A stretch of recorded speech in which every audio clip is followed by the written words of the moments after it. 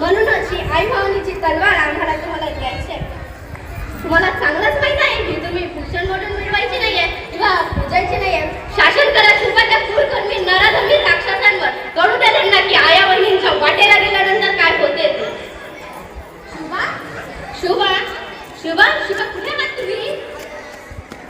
दर पिढीला माझा आणि माझा लेखांचा आदर्श कशाला हवा तुम्हाला? काय करता आम्हा माय लेखांचा आदर्श देऊन? चौकात आमचे पोस्टर लागला, शाळेत आमची जयंत्या करून आणि आमची भाषणे रोडानं चालता रस्त्यानं फिरता आमचे नारे देऊन हे बघून आम्ही माय लेखांना केलेलं कष्ट वाया गेलं असे आम्हाला वाटते. जगदंबेने जसे 9 दिवस 9 रात्री राक्षसांना मारण्यासाठी युद्ध मांडले होते, तसे आपणही या नराधमांना मारण्यासाठी युद्ध. भोसल्यांच्या घरात हत्ती झुलत होते. महालक्ष्मी सारखी नटून थकून मिरवणी आम्हाला सहज शक्य होते, परंतु मला तहान लागली होती त्या स्वराज्याची. दुसऱ्या कोणत्याही मूर्तीने आमचे तहान जाणे शक्यच नव्हते. हजार भाव झेलून ही बाजी बाकी आहे. जोवर येत नाही तोफांच्या वाचोवर लढण्यास हट्ट बाकी आहे.